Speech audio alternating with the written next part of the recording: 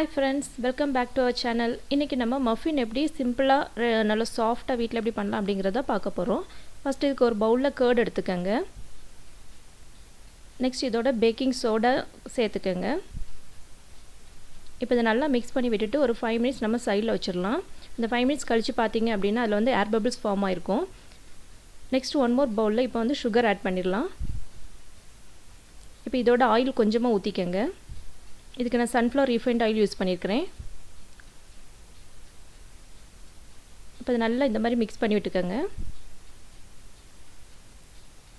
So mix பண்ணதுக்கு அப்புறமா நம்ம சைடில் எடுத்து வச்சிருக்கோம்ல கர்ட் அதை இதோட சேர்த்துக்கலாம். சேர்த்து விட்டுட்டு ஒரு 2 to 3 minutes நல்லா நீங்கள் வந்து விஸ்கை வச்சு நல்லா கிண்டி விட்டுக்கங்க. அப்போ தான் அந்த சுகர் வந்து உங்களுக்கு டிசால்வ் ஆகும்.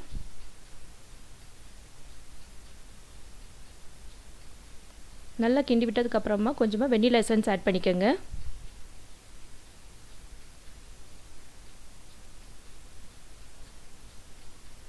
இப்போ நம்ம ட்ரை இன்கிரிடியன்ட்ஸ் ஆட் பண்ணிரலாம். ஃபர்ஸ்ட் மைதா ஆட் பண்ணிக்கங்க. நெக்ஸ்ட் இதோட பேக்கிங் பவுடர் கொஞ்சமா சேர்த்துக்கங்க. இப்போ மைதா பேக்கிங் பவுடர் ரெண்டையும் நல்லா சலிச்சு எடுத்துக்கலாம்.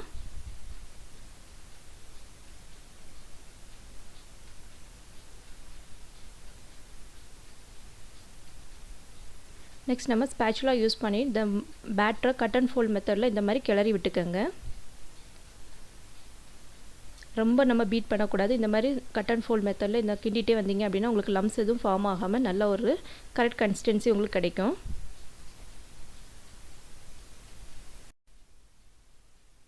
இப்போ நம்ம சாக்கோ சிப்ஸ் ஆட் பண்ணிடலாம். சாக்கோ சிப்ஸ் ஆட் பண்ணதுக்கப்புறமா நல்லா இந்த மாதிரி கிண்டி விட்டுக்கங்க.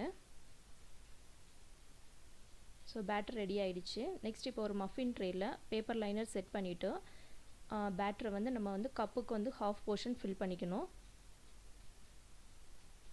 கப்பு ஃபுல்லாக வந்து பேட்டர் ஃபில் பண்ணக்கூடாது. பேக் பண்ணும்போது அது வந்து ஓவர்ஃபுல் ஆகும். ஸோ வந்து கப்போட ஹாஃப் போர்ஷன் தான் ஃபில் பண்ணிக்கணும்.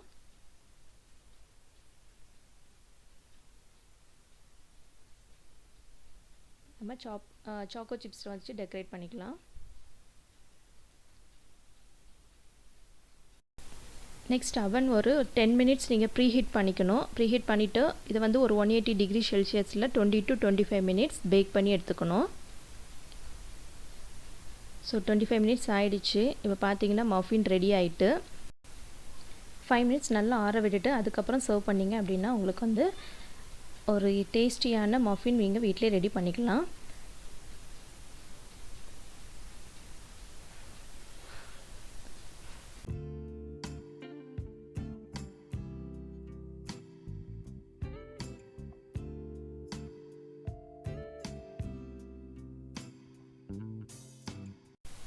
கண்டிப்பாக நீங்களும் உங்கள் வீட்டில் ட்ரை பண்ணி பாருங்கள்.